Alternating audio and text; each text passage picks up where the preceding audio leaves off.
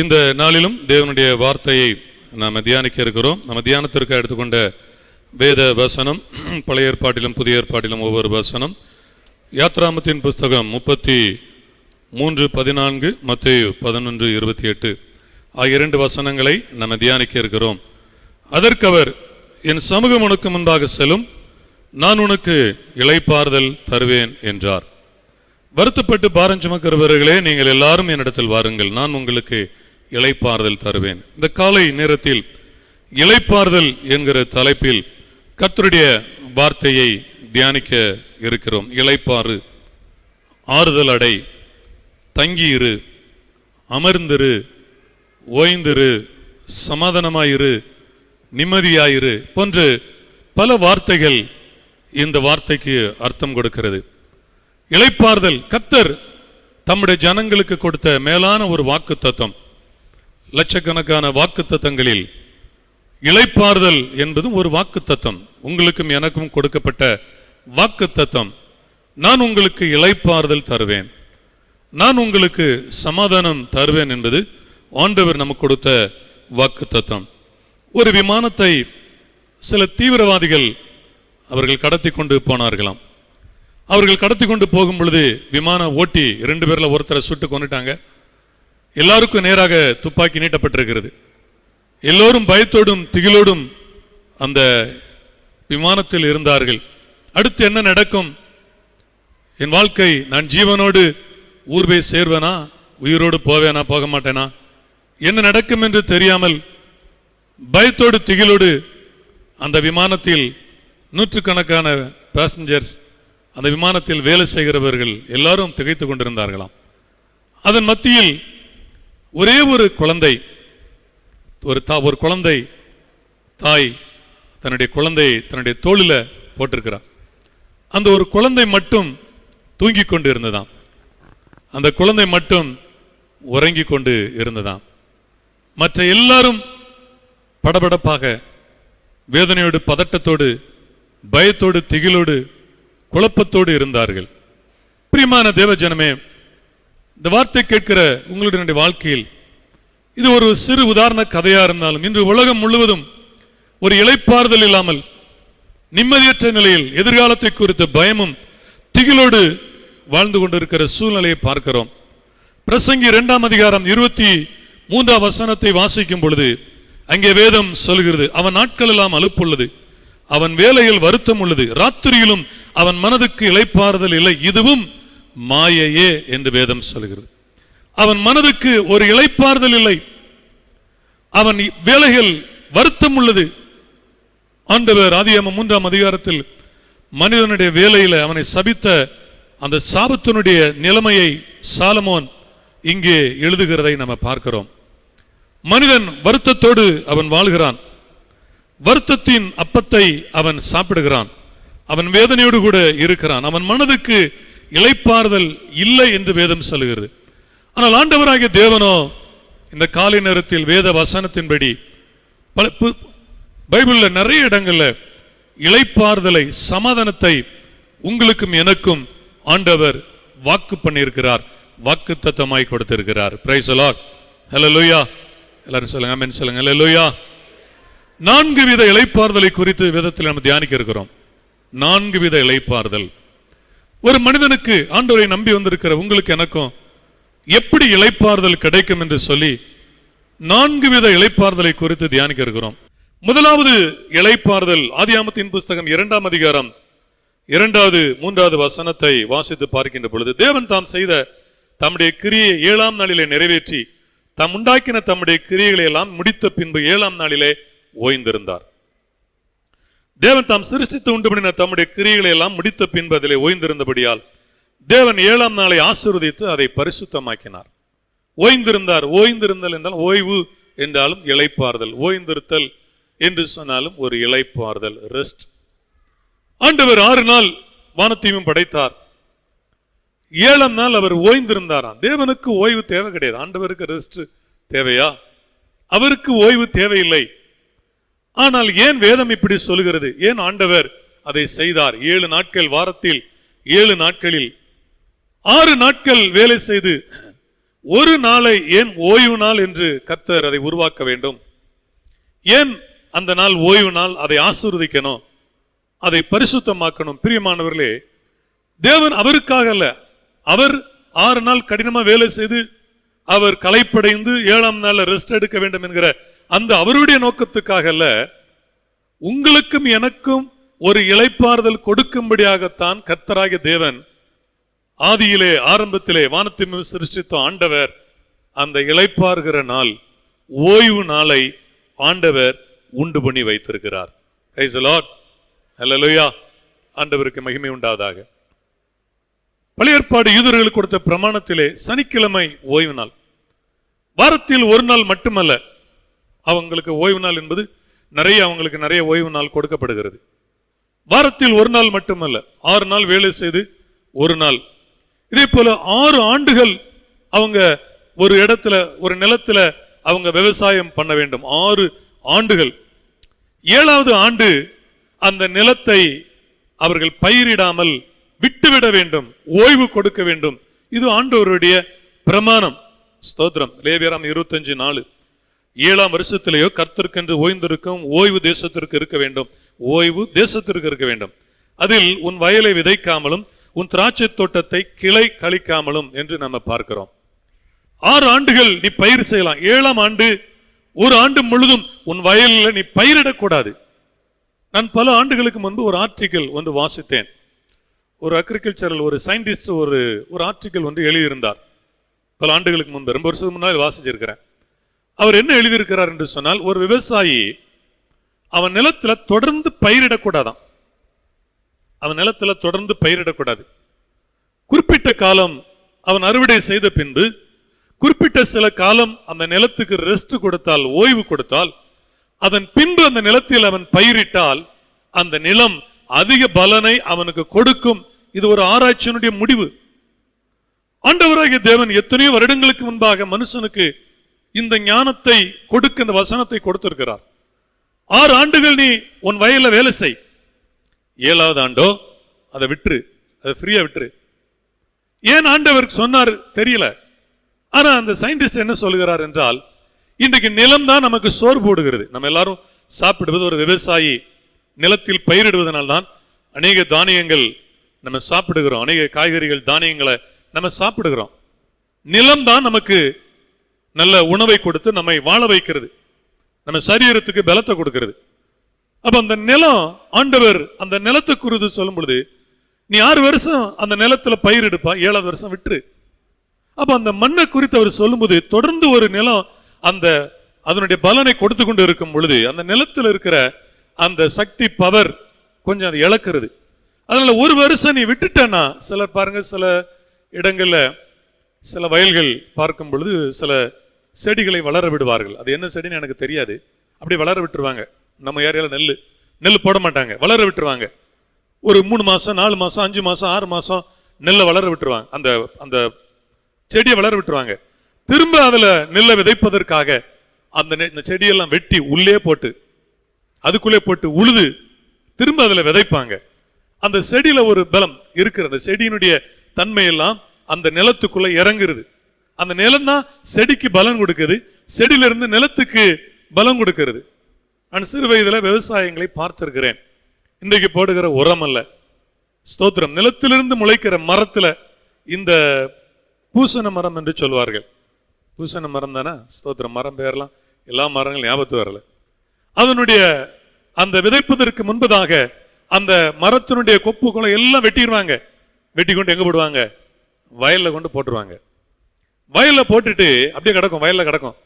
திரும்ப மழை பெய்து தண்ணீர் விட்ட பிறகு அதை உழுவார்கள். அந்த அந்த இலையோடு கூட அதோடு சேர்ந்துதான் உழுது அந்த மண்ணோடு மண்ணா அது போயிடும்.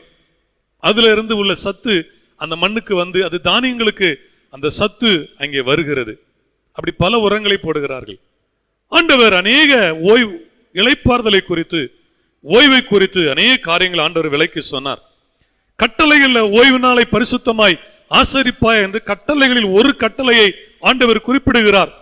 யாத்திராகமத்தின் புத்தகம் 20ஆம் அதிகாரத்திலும் உபாகமம் 5ஆம் அதிகாரத்திலும் ஆண்டவர் கட்டளைகளில் ஒன்று ஓய்வு நாள். ஓய்வு நாளை நீ பரிசுத்தமாய் ஆசரிப்பாயாக என்று ஆண்டவர் யூதர்களுக்கு ஆண்டவர் அந்த கட்டளையை ஆண்டவர் கொடுத்தார். ஆண்டவருடைய நாமம் மகிமைப்படுவதாக. ஆனால் யூத ஜனங்களோ அதை கடைபிடிக்கிறது கிடையாது, கீழ்பிடிக்கிறது இல்லை. நன்றாக ஆண்டவருடைய வார்த்தை கவனிங்க. 6 நாள் மண்ணா பெய்யும், 7ஆவது நாள் பெய்யாது. நீ 6ஆவது நாள் 7ஆவது நாளுக்கு சேர்த்து எடுத்துக்க. ஆனாலும் சிலர் பாருங்க கீழ்ப்படியாம ஆண்டவருடைய வார்த்தை விசுவாசிக்காம 7ஆவது நாள்ல போய் மன்னாவை பார்க்க போனாங்க. அவங்களுக்கு என்ன கிடைக்கல? மன்னா அங்க இல்ல. எகிப்திலிருந்து வனாந்தரத்தில் நடந்து வரும் பொழுது கர்த்தர் அவர்களுக்கு மன்னாவை கொடுத்தார். 6 நாளும் காலையில மன்னா கிடைச்சது. 7ஆவது நாள் நீ போகாதன்னு ஆண்டவர் சொன்னார், உனக்கு அங்க கிடைக்காது. இவன் என்ன நினைச்சுக்கிட்டான்? மன்னா தானா நிலத்துல தானா இது வருகிறது, இது தானா வந்து கிடக்குது, 7ஆவது நாளும் கிடைக்கும் என்று சொல்லி இவன் போய் ஒன்றையும் பார்க்காதபடி வெறுமையா திரும்பி வந்துட்டான். ஆண்டவருடைய வார்த்தையை கீழ்ப்படியாதனால. பிரியமான ஆண்டவருடைய பிள்ளைகளே, கர்த்தருடைய நாள் அது ஓய்வு நாள், அது பரிசுத்த நாள், அது ஆசீர்வாதமான நாள். அந்த நாளை நாம் மகிமையாக ஏற்றுக்கொண்டு அந்த வார்த்தை கீழ்ப்படிந்தோம் என்று சொன்னால் நம்முடைய வாழ்க்கையில நமக்கு அது ஆசீர்வாதமாக இருக்கும். நம்முடைய வாழ்க்கையில இளைப்பாறுதல் வரும். நம்முடைய வாழ்க்கையில் அது பரிசுத்தமாக இருக்கும். ஆமென் சொல்லுங்க. ஹல்லேலூயா. யூத ஜனங்கள் கடைபிடிக்கிறது இல்ல. லேவியராகமம் 26:34 ஒரு உதாரணத்துக்கு ஒரு வசனத்தை உங்களுக்கு வாசிக்கிறேன் பாருங்க. லேவியராகமம் 26:34 நீங்கள் உங்கள் சத்துருக்களின் தேசத்தில் இருக்கும்போது தேசமானது பாழாய் கிடக்கிற நாளெல்லாம் தன் ஓய்வு நாட்களை ரம்மியமாய் அனுபவிக்கும். அப்பொழுது தேசம் ஓய்வடைந்து தன் ஓய்வு நாட்களை ரம்மியமாய் அனுபவிக்கும் சொல்லுது. இந்த வசனத்தை வாசிக்கும் பொழுது ஒரு பக்கம் ஜனங்கள் அடிமை, அடுத்த தேசத்துல போய் சிறைப்பட்டு சொந்த வீட்டை விட்டுட்டு, சொந்த வீடு உடைஞ்சு கிடக்கு, சொந்த ஊரில் உள்ள நிலத்துல விவசாயம் பண்ண முடியல, இன்னொரு ஊர்ல போய் இருந்து கஷ்டப்படுறாங்க, அடிமையா இருக்கிறாங்க. இன்னொரு ஊருக்குள்ள இருந்து சொந்த வீட்டுக்கு வர முடியல, சொந்த ஊர் இன்னொரு இருந்து கஷ்டப்பட்டுக்கிட்டு இருக்கும்போது ஆண்டவர் சொல்றாரு பாருங்க, நீ சிறையிருப்புகள் இருக்கிற, ஆனா உன் தேசம் ரம்மியமா இருக்குன்னு சொல்றாரு. அது ஓய்வடைந்து தன் ஓய்வு நாட்களை ரம்மியமாய் அனுபவிக்குமா தேசம் கடந்த நாள்ல லாக்டவுன்ல ஆசியாலே டெல்லி தான் வந்து இந்த பொல்யூஷன் நான் சொல்லி இருக்கிறேன்னு நினைக்கிறேன். ஆசியாலே வந்து ஆசியா கண்டத்தில் டெல்லி தான் பொல்யூஷன் இதில் நம்பர் 1. எப்போ பார்த்தா தூசியாக இருக்கும். நான் டெல்லிக்கு பல முறை போயிருக்கிறேன். அந்த பாலைவனத்தில் இருந்து ராஜஸ்தான்லேருந்து காற்று புழுதியாக வரும். பஞ்சாப் ஹரியானாவில் கோதுமை அறுத்த பிறகு அந்த தலைகளை எல்லாம் போட்டு எரிப்பாங்க. அந்த புகை அப்படியே எல்லாம் டெல்லிக்கு தான் வரும். டெல்லியை பார்த்தாலே சில நேரங்களில் நம்ம டெல்லி கேபிட்டல்னு சொல்கிறோம், இது குப்பை ஊர் அப்படி மாதிரி குப்பையாக கிடக்கும், புகையாக இருக்கும், பொல்யூஷன் மோசமாக இருக்கும். லாக்டவுனில் ஒரு நல்ல காரியம் நடந்துதான், டெல்லியில் பொல்யூஷன் குறைஞ்சிட்டான், ஆனால் இப்போ திரும்ப கூடிட்டான். அது ஓய்வு ரம்மியமாக இருந்திருக்கு. டெல்லி நிலம் சொல்லியிருக்கோம், எப்பா இப்போதான் நான் ஃப்ரீயாக இருக்கேன், நிம்மதியாக இருக்கேன்னு கூட சொல்லியிருக்கோம், நல்லா இருக்கேன்னு சொல்லி. ஆனால் இப்போ திரும்பவும் அங்கே இந்த பொல்யூஷன் பிரச்சனை திரும்ப அங்கே ஆரம்பிச்சிட்டான். ஆண்டவர் சொல்லுகிறார், தேசம் ஓய்வடைந்து தன் ஓய்வு நாட்களை ரம்மியமாய் அனுபவிக்குமா. இவங்க சிறையிருப்பில் வேதனை அனுபவிக்கிறாங்க, தேசம் ரம்மியத்தை அனுபவிக்கிறது. இதனுடைய அர்த்தம் என்ன? பிரியமான தேவ பிள்ளைகளே, ஆண்டவர் ஏற்கனவே நீ ஓய்வு நாட்கள்ல நீ இளைப்பாறு, உனக்கு இளைப்பாறு கொடுக்கணும்னு சொல்லும்போது இவன் இளைப்பாறல. ஆண்டவர் கால்குலேஷன், நம்முடைய ஆண்டவர் வந்து கணக்கு போடுகிறவர். நம்ம செய்கிற ஒவ்வொரு காரியத்தையும் கணக்கு போட்டுக்கிட்டே இருப்பார், எல்லாம் எழுதி வைப்பார். பைபிளில் ஞாபக புஸ்தகம் ஒன்று இருக்கு. பரலோகத்துக்கு போகும்போது ஞாபக புஸ்தகம் திறக்கப்படும். ஜீவ புஸ்தகம் வேற, ஜீவ புஸ்தகத்தில் பெயர் பார்க்கப்படும். ஞாபக புஸ்தகம் ஒன்று இருக்கும். நம்ம என்னெல்லாம் கிரியை செய்தோமோ அதெல்லாம் ஆண்டவர் என்ன செஞ்சிருப்பாரு, எழுதி வச்சிருப்பார். அதான் சொல்லுகிறார், இதோ நான் சீக்கிரமாய் வருகிறேன், அவன் அவனுடைய கிரியைக்கு தக்க பலன் என்னோடு கூட வருகிறது என்று ஆண்டவர் சொல்கிறார். அப்ப இந்த ஜனங்கள் எத்தனை ஓய்வு நாட்களை கடைபிடிக்கலையோ, ஆண்டவருடைய கட்டளை கீழ்ப்படியவில்லையோ, இதற்கு எல்லாவற்றுக்கும் சேர்த்து எங்க கொண்டு உட்கார வச்சிட்டாரு, அந்நிய தேசத்துல உட்கார வச்சிட்டாரு. நீ உட்கார், அங்க உட்காருட்டார். ஒன்னும் செய்ய முடியாதபடி, உன் நிலத்துல பயிரிட முடியாதபடி. பிரியமான தேவ பிள்ளைகளே, உங்களுக்கும் எனக்கும் புதிய ஏற்பாட்டிலே ஆண்டவர் ஞாயிற்றுக்கிழமை என்பது அது கர்த்தருடைய நாள், அது பரிசுத்த நாள், அது ஆசீர்வாதமான நாள். அதை அனுசரிக்கும்படி உங்களுக்கு எனக்கும் ஆண்டவர் அதை கொடுத்திருக்கிறார். இதை நாம் சரியாக ஒழுங்காக கடைபிடிக்கும் பொழுது உங்களுடைய வாழ்க்கையில ஆண்டவர் ஒரு இளைப்பாறுதலை தருகிறார். ஆமென் சொல்லுங்க. அல்லேலூயா. இது கர்த்தருடைய நாள். நான் ஒரு கிறிஸ்துவ பின்னணி ரோமன் கத்தோலிக்க குடும்பத்தில் பிறந்தவன். எங்களுக்கு எதை கற்றுக் கொடுக்குறாங்க கற்றுக் கொடுக்கலையோ, ஞாயிற்றுக்கிழமை சர்ச்சுக்கு ஒழுங்கா போகணும், அதை மட்டும் கரெக்டாக கற்றுக் கொடுப்பாங்க. வேற மற்றதெல்லாம் விட்டுருவாங்க. இயேசுவை பற்றி சொல்லி தர மாட்டாங்க, ஜெபம் பண்ண சொல்லி தர மாட்டாங்க, பைபிள் வசனம் அதெல்லாம் ஒன்றும் தெரியாது. ஞாயிற்றுக்கிழமை சர்ச்சுக்கு போயிடணும். போகலன்னா சாவான பாவம், மன்னிக்கப்பட முடியாத பாவம். ஞாயிற்றுக்கிழமை சர்ச்சுக்கு போகலன்னா அது மன்னிக்கப்பட முடியாத, ஏற்றுக்கொள்ள முடியாத பாவம் அப்படின்னு சொல்லி கற்றுக் கொடுப்பாங்க. சும்மா போயிட்டு வர்றது ஞாயிற்றுக்கிழமை. ஆனால் ரட்சிக்கப்பட்ட பிறகு, அபிஷேகம் பெற்ற பிறகு, கர்த்தருடைய வசனத்தை அறிந்த பிறகு ஞாயிற்றுக்கிழமை எப்படின்னா அந்த நாள் முழுவதும் கர்த்தருக்குரியது. நான் விசுவாசம் இருந்த காலத்திலே அப்ப பாருங்க, அதை கடைபிடிக்கும் பொழுது, அதை சரியா செய்யும் பொழுது என்ன பிளஸிங் ஆண்டவர் கொடுக்கிறார் தெரியுமா?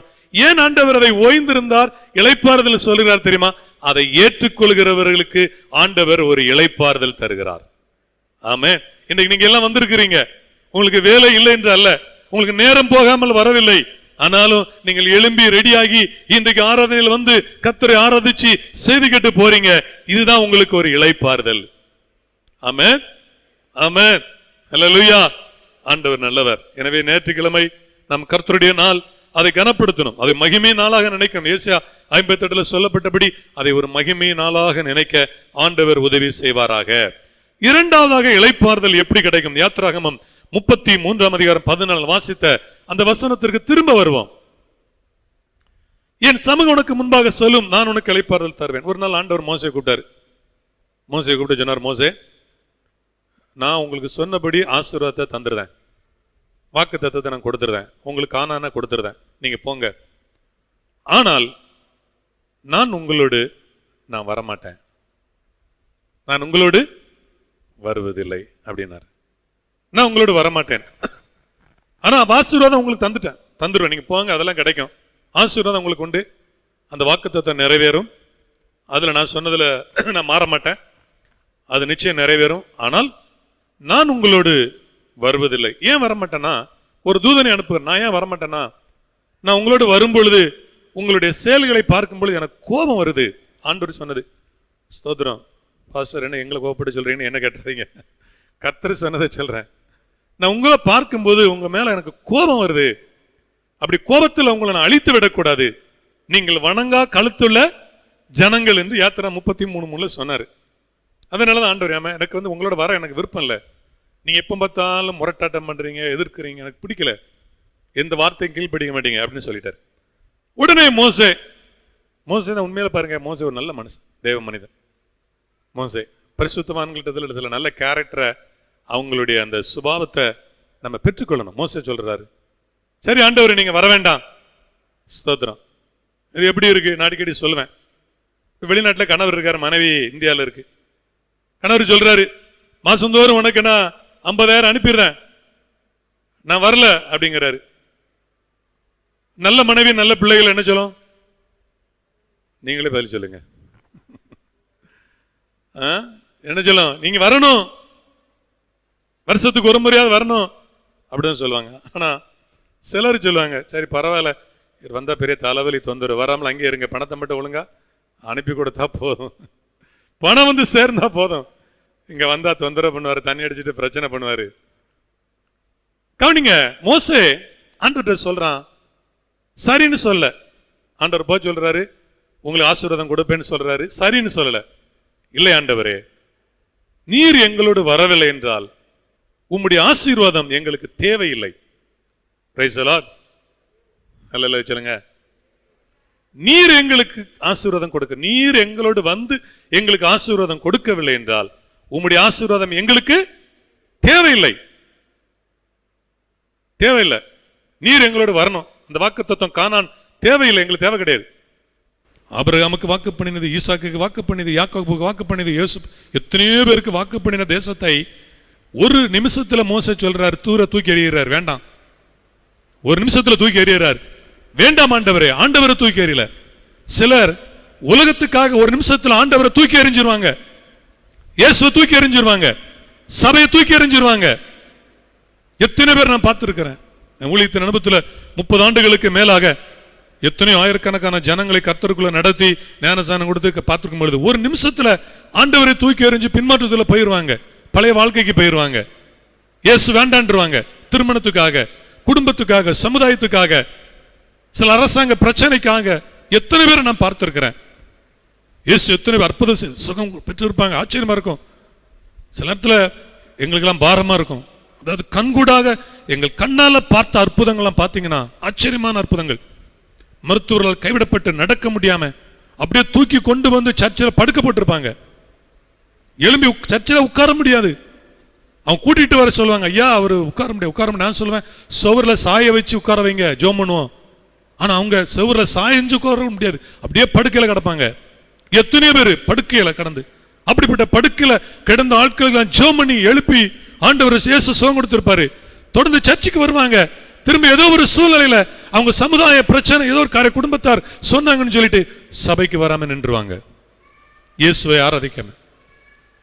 சபைக்கு வரலாலும் பரவாயில்ல, ஒரு சபைக்கு வரலாலும் இன்னொரு சபைக்கு அது போகணும், எங்கேயும் போறதில்ல. இயேசுவை நான் சொல்வது சபை குறித்தனா சபையை சொல்ல, இயேசுவை விட்டு விலகி போறாங்க, இயேசுவை மறுதலிக்கிறாங்க.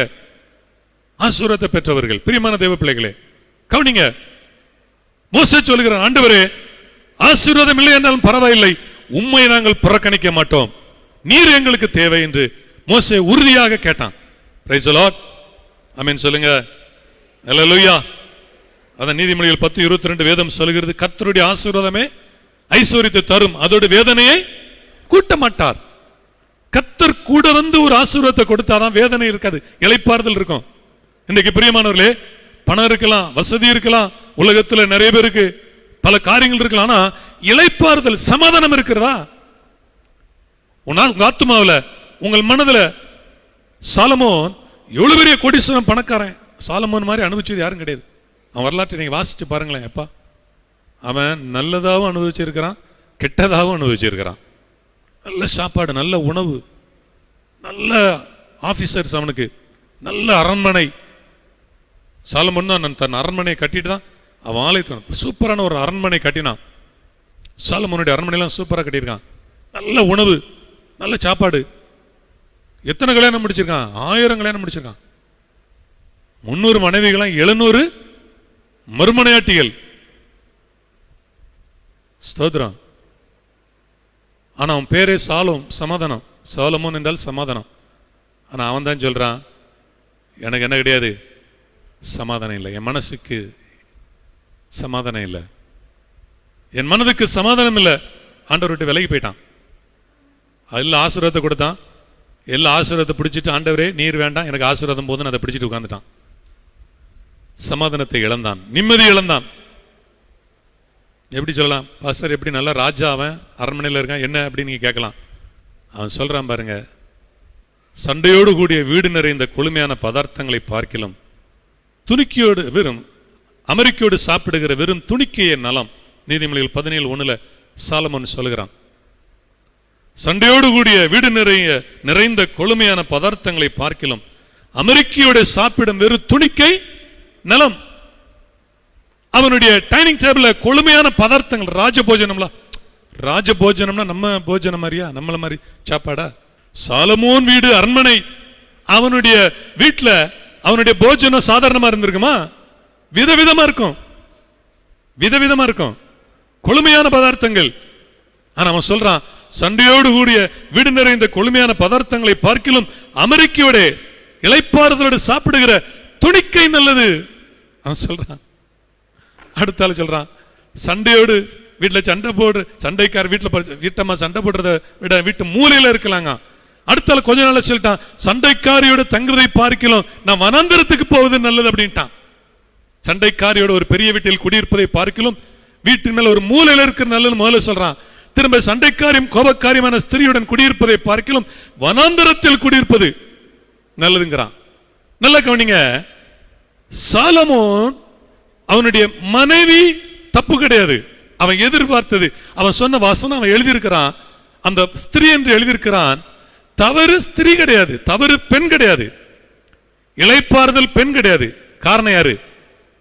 இவன் தான் காரணம். ஒரு பெண்ணை கட்டி இளைப்பாறுதல் 2வது பெண்ணை கட்டினான். அவன் என்ன நினைச்சான்? ஒரு பெண்ணை டைவர்ஸ் பண்ணிட்டு இன்னொரு பெண்ணை கட்டினா சமாதானம் கிடைக்கும் நினைக்காங்க. கிடைக்காது, கிடைக்காது. இவன் இப்படி நினைச்சு கேட்ட. அப்ப தப்பு யார் மேல? சாலமோனுடைய மனைவி மேல கிடையாது. யார் மேல தப்பு? சாலமோன் மேல. அப்ப சாலமோன் உலகத்துல அவன் மனைவிகளிடத்தில் சமாதானத்தை எதிர்பார்த்தான், ஆனால் இளைப்பாறுதல் இல்ல. ஆண்டவரிடத்தில் இளைப்பாறுதல் என்பதை அவன் அன்று அறியாமல் இருந்தான். Price the Lord. ஆனால் மோசே அறிந்தான், ஆண்டவர் என்னோடு வந்தால்தான் எனக்கு சமாதானம். அல்லேலூயா. யார் என்னோடு இருந்தாலும் இல்லை என்றாலும் நான் ஆராதிக்கிற என் தேவன் என்னோடு இருந்தால்தான் சமாதானம், இளைப்பாறுதல் என்பதை மோசே அறிந்திருந்தான். அதான் சொல்கிறான், ஆண்டவரே நீர் எங்களோடு செல்லவில்லை என்றால் நாம் போக வேண்டாம் அப்படிங்கிறான். ஆண்டவர் சொன்னார், என் சம உனக்கு முன்பாக சொல்லும். சொல்லிட்டு அப்படி விட்டு இருக்கணும். அடுத்த சொல்ற நான் உனக்கு. அப்போ ஆசீர்வாதம் கொடுக்கிற ஆண்டவர் சமாதானத்தோடு அதை அனுபவிக்க கிருபை தருவார். எத்தனை பேர் விசுவாசிக்கிறீங்க? பிரியமானவர்களே, உலகத்துல மக்கள் எல்லாரும் ஆசீர்வாதமா இருக்கிறாங்க, ஆனா எல்லாரும் சமாதானத்தோடு ஆசீர்வாதத்தை அனுபவிக்கல. தேவ ஜனங்கள் ஆண்டவருடைய கிருபை, ஆண்டவருடைய நன்மை என்ன தெரியுமா? அதான் வேதம் சொல்லுகிறது, தீமோத்தேயுல நாம் அனுபவிக்கிறதற்கு சகலவித நன்மைகளை கொடுக்கிறவர் என்று 1 தீமோத்தேயு 6 வாசிக்கிறோம். இதே பிரசங்கில தான் இதே சாலமோன் என்ன எழுதுகிறார் தெரியுமா? மனுஷன் குடிக்கிறது புசிக்கிற தவிர வேற நன்மை மனுஷனுக்கு ஒண்ணு கிடையாது. இதே பிரசங்கில் எழுதுகிறார். பிரசங்க 2:24 பாருங்க. மனுஷன் புசித்து குடித்து தன் பிரயாசத்தின் பலனை அனுபவிப்பதை பார்க்கலாம் அவனுக்கு ஒரு நன்மையும் இல்லை, இதுவும் தேவனுடைய கரத்திலிருந்து வருகிறது என்று நான் கண்டேன். அப்ப என்ன செய்யறான்? பிரயாசப்படுறான், சம்பாத்தியம் பண்றான், ஆனா என்ன செய்ய மாட்டேங்கான்? சொல்லுங்க டேஸ், என்ன செய்யல? முடிங்க, அனுபவிக்கவில்லை. அனுபவிக்க ஒருத்தன் நிறைய சேர்த்தான். அவன் சொன்னானா, அநேக வருஷம் உனக்கு அனுபவிக்க சேர்த்துட்டேன். ஆண்டவர் கேட்ட, ராத்திரிய உன் ஆத்மா உன்கிட்ட எடுத்துக்கொள்ளப்படுமானால் நீ சேர்த்ததை நீ அனுபவிக்காமலே செத்து போகிறேன்னு சொல்லி சொல்ற. சில ஆட்கள் 20 வருஷம் கழிச்சு அனுபவிக்கிறதுக்கு இப்ப சாப்பிடாம கஷ்டப்பட்டுக்கிட்டு இருப்பாங்க. ஸ்தோத்திரம். இன்றைக்கு அதான் பாருங்க, இன்றைக்கு ஆண்டவர் கொடுத்த ஆசீர்வாதத்தை புசித்து சந்தோஷமாக நம்ம நன்மையா சந்தோஷமா அனுபவிக்கணுமா? ஆமென் சொல்லுங்க. என்னைக்கோ உள்ளதுக்கு கவலைப்பட்டுக்கிட்டு இருப்பாங்க, என்றைக்கோ உள்ள காரியங்களுக்காக கவலைப்பட்டு கொண்டிருப்பார்கள். சிலர் நிறைய சம்பாத்தியம் பண்ணி வச்சிருப்பாங்க, அனுபவிக்க முடியாது. கடந்த நாள் ஒரு வீட்டுக்கு போனோம். ஒரு பெரிய குடும்பம், வசதியான குடும்பம். கணவர் இறந்துட்டார். சொந்த ஊர்ல வீடு கட்டி மனைவி நல்ல வேலை செய்யறாங்க. அந்த வீட்டுக்கு போக முடியல. அந்த வீட்டில் குடியிருக்க போகணும்னு சொல்லிட்டு எல்லாம் ரெடி பண்ணிட்டாங்க. பெரிய வீடு. அந்த வீட்டுக்குள்ள குடியிருக்க போகணும், கணவர் சேர்த்துட்டார். இப்ப மனைவி சொல்லுது, அந்த வீட்டுக்கு நான் போய் வாழ முடியாது, அங்கே போக முடியாது. மக சொல்றா, அப்போ நான் சும்மா அப்பதான் நீங்க அந்த வீட்டை வித்துடலாமே. அந்த மக சொல்றா, அந்த வீடு மண்ணா, அந்த இடிஞ்சு விழுந்து மண்ணோடு மண்ணா போனாலும் சரி, அது எப்படி போனாலும் பரவாயில்லை. கிட்டத்தட்ட ஒரு 60 நிலம் கட்டடம், 60 லட்சம் பெருமான நிலம் கட்டடம், எப்படி ஆனாலும் பரவாயில்லை. யோசிச்சு பாருங்களேன். ஆண்டவர் ஆசீர்வாதம் கொடுக்கும்போது ஒரு இளைப்பாறுதலை கொடுத்து அதை அனுபவிக்க கிருபை கொடுக்கிறார். அதான் இளைப்பாறுதல். உன் கைகளின் பிரயாசத்தை நீ சாப்பிடுவாய். உன் கைகளின் பிரயாசத்தை புறத்தியான் சாப்பிட மாட்டான், வேற ஒருத்தன் சாப்பிட மாட்டான். பிரியமான தேவ பிள்ளைகளே, அப்ப கர்த்தர் நம்மோடு இருக்கும்போது அதான் இளைப்பாறுதல். ஒரு 2 உதாரணங்களை சொல்கிறேன் பாருங்க. நம்ம ஊர்ல சொல்லுவாங்க, கஞ்சி குடிச்சாலும் நிம்மதியா குடிக்கணும், கூரை வீட்டில் வாழ்ந்தாலும் சமாதானமா வாழணும் அப்படின்னு சொல்லுவாங்க. ஒரு 2 உதாரணம். 2 கழுதை சம்பவம். பைபிள்ல 2 கழுதை இருக்கு. பழைய ஏற்பாடுல 2 கழுதை சம்பவம் இருக்கு. 2 கழுதையுமே 2 பேருக்கு நிம்மதியை கொடுக்கல, நிம்மதியை கெடுத்துச்சு. 2 கழுதை 2 பேருக்கு நிம்மதியை கெடுத்துச்சு. டக்குன்னு உங்களுக்கு ஸ்ட்ரைக் ஆகணும், கிளிக் ஆகணும். ஒன்னு பிழையாம், இன்னொன்னு சவுல். என்னாகமம் 22 பிழையாம், 1 சாமுவேல் 9 சவுல். இந்த பிழையாம் இவன் பணத்துக்காக ஒரு கழுதை மேல ஏறி உட்கார்ந்து போறான். இந்த கழுதை இப்ப என்ன செய்யுது?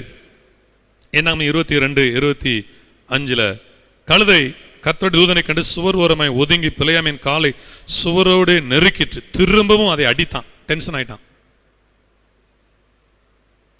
கழுதை அவன் சமாதானத்தை கெடுத்துட்டு, கழுதை கெடுத்து நடக்க ஏற்கனவே அவன் சமாதானம் ஆண்டவர் போகக்கூடாதுன்னு சொன்னார், இவன் போறான், அதனால கெட்டு போயிட்டு திரும்ப கழுதையினால பாருங்க ஒரே டென்ஷன் ஆயிட்டான். கழுதையினால அந்த கழுதை போக மட்டும் கொள்ளுங்க. கழுதைன்னா அது ஒரு குதிரை மாதிரி, கோவேறு கழுதை, பிரயாணத்துக்குள்ள கழுதை. நம்ம ஊர் கழுதை கிடையாது, அது கோவேறு கழுதை என்று சொல்கிற பிரயாணத்துக்குரிய அந்த கழுதை. கீழே படுத்துக்கிட்டு போமட்டுக்கு அடிக்கிறான், எழுப்புறான், தடியினால் அடிக்கிறான், தடின்னு சொல்லப்பட்டிருக்கு. அவனுக்கு டென்ஷன் ஆகுது, நிம்மதியே போயிட்டு ஏன்னா அங்கே பாலாக்கு நிறைய பணம் கொடுக்குன்னு சொல்லலாம், சீக்கிரம் போகணும், பணத்தோட தங்கத்தோட திரும்ப வரணும், அந்த எண்ணத்தோட புறப்பட்டான். கழுத பிரச்சனை. அடுத்தால 1 சாமுவேல் 9 சவுல் அவனுடைய குடும்பத்தில் கழுதையெல்லாம் காணாமல் போயிட்டு, அதனால குடும்பம் இளைப்பாறுதல் இல்லாமல் போயிடுச்சு, நிம்மதி இல்லாமல் போயிடுச்சு.